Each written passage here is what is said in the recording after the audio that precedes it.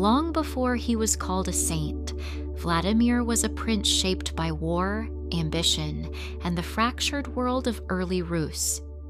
He was born into the ruling dynasty of Kiev, a realm still deeply rooted in Slavic pagan traditions, where gods of thunder, war, and fertility were honored with sacrifices, and power was secured through force rather than faith.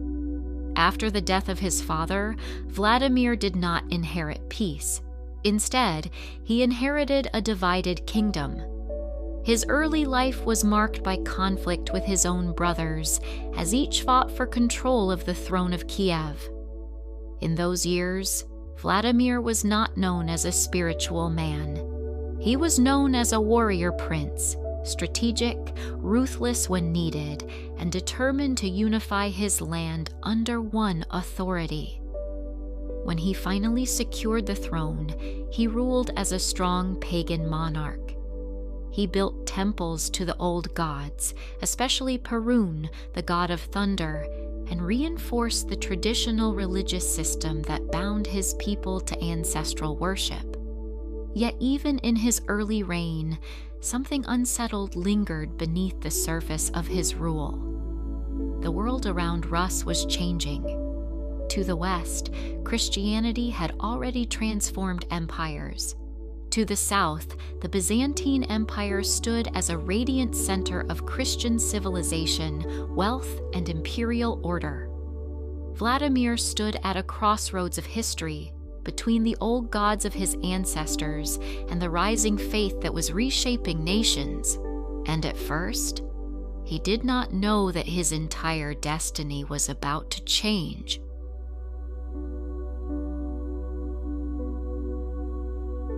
The search for a new god. As Vladimir's power grew, so did the weight of ruling a divided and restless land. Kievan Rus was vast, but spiritually fragmented. Each tribe honored different gods. Justice was uneven. Loyalty was fragile. And even Vladimir's strength as a warrior prince could not fully unify the hearts of his people. He understood something many rulers of his time eventually discovered. A kingdom cannot remain united only by the sword. It needs a shared soul.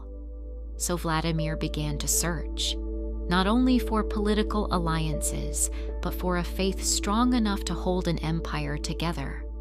According to the primary chronicle, envoys from different religions came before him, each presenting their belief as the true path. Islam was described with strict devotion and discipline, but the rejection of wine, something Vladimir reportedly said was the joy of Rus, made it difficult for him to accept.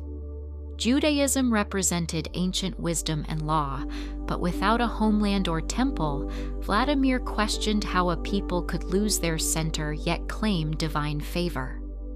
Then came Western Christianity, associated with the Latin Church. It carried authority and structure, but did not leave the deepest impression on the prince's heart. Finally, there was Byzantium. The envoys returned from Constantinople with a different kind of report. They did not speak only of doctrine or law. They spoke of experience. They said they entered a great cathedral, Hagia Sophia, where light poured down from the dome like heaven itself had opened. Incense filled the air. Chanting rose like waves, and for a moment they said, they no longer knew whether they were on earth or in heaven. They concluded simply, we knew not whether we were in heaven or on earth. For Vladimir, this was not just a description of religion. It was a vision of divine majesty. Still, belief alone was not enough. Vladimir was a ruler. He needed proof, not just spiritual beauty, but political power.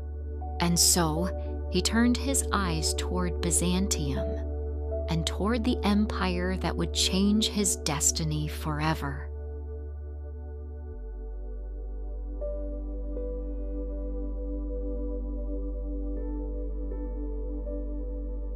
empire, war, and the bride of Byzantium. Vladimir's interest in Byzantium did not remain abstract for long.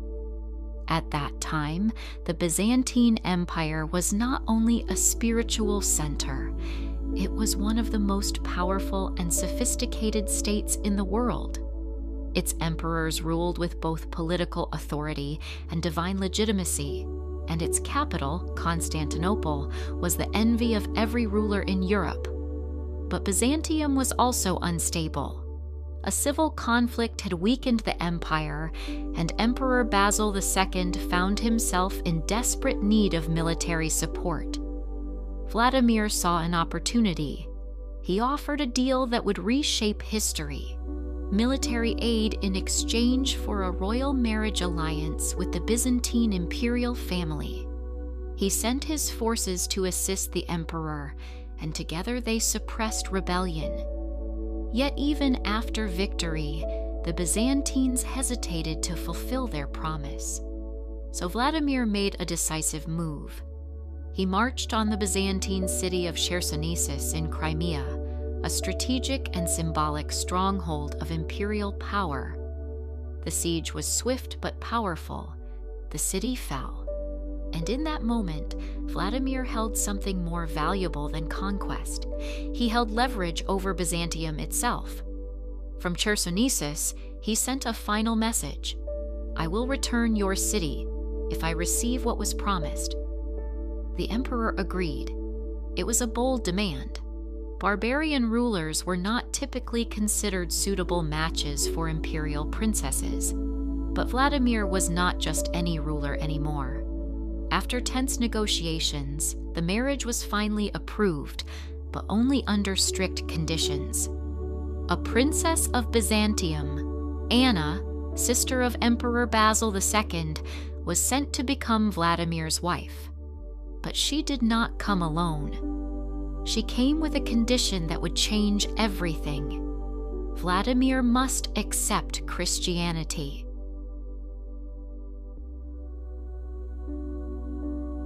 The baptism of a nation.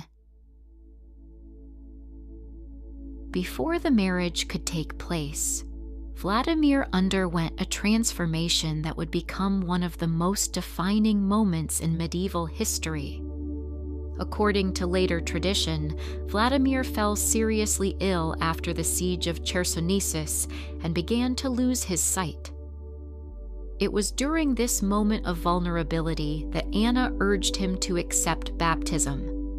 Whether through illness, reflection, or political realization, Vladimir agreed.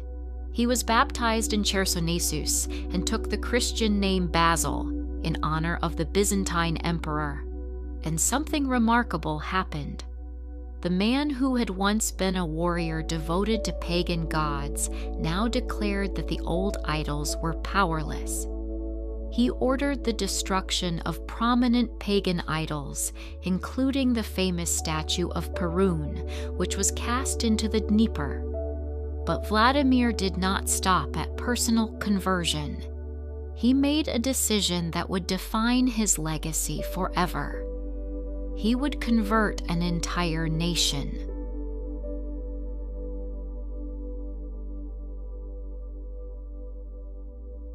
The baptism of Kievan Rus. When Vladimir returned to Kiev, he did not return as the same man. He returned as a Christian ruler. He ordered that all citizens of Kiev gather at the Dnieper River. People entered the water in large numbers, nobles, soldiers, and citizens of Kiev, marking a symbolic and decisive moment in the Christianization of Rus. This event represented the beginning of a much longer process that gradually spread Christianity throughout the realm. The old pagan traditions did not disappear immediately, but Christianity became the official faith of the state and steadily expanded its influence. Churches began to rise where pagan temples once stood. Greek clergy arrived to teach, baptize, and established the structure of Christian worship. Christian ideas gradually began to influence law, governance, and public life. Charity, once rare, became a royal responsibility. Vladimir himself changed as well. He is described in later accounts as becoming more merciful, more humble, and increasingly devoted to the spiritual welfare of his people. He is described in later accounts as becoming more merciful, preferring forgiveness over harsh punishment in certain cases, an unusual approach for a medieval ruler. Yet transformation is never simple. Not all of Rus accepted the new faith immediately. Some resisted quietly, others with confusion. But Vladimir's authority was strong enough to guide the transition, and slowly, over time, Christianity became the soul of the state.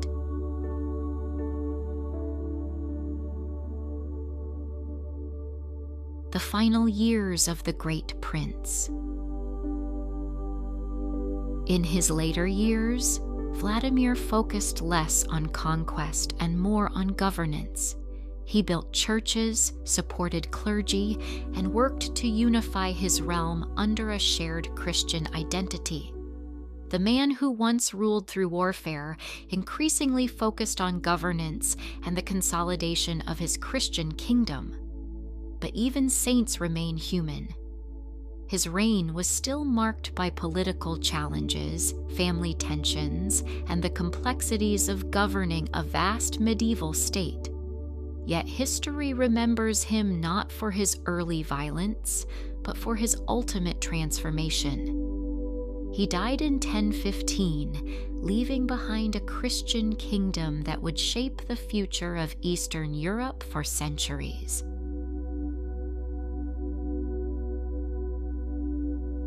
The legacy of Saint Vladimir. Vladimir was later venerated as a saint in the Eastern Christian tradition. He is remembered as equal to the apostles, a title given to those who transformed the spiritual destiny of nations. His legacy is not only political, it is spiritual architecture. Before Vladimir, Rus was divided among many tribes and many gods. After Vladimir, it became a Christian civilization. Like his grandmother Olga, he stood at a crossroads of history. But unlike Olga, he did not merely open the door. He led his nation through it. He initiated a transformation that would shape the spiritual identity of his nation for centuries to come. The turning of a civilization. From a warrior forged in the chaos of a divided land, to a ruler who reshaped the spiritual destiny of a people, Vladimir's life became more than history. It became a turning point. The world he inherited was fractured by tribes, gods, and conflict, but the world he left behind was united by a single faith and a shared identity that would echo through centuries. He did not simply rule a kingdom. He transformed its soul, and in doing so, Vladimir the Great became not only a prince of Rus, but a witness to the birth of a new civilization, a civilization that still carries his legacy to this day.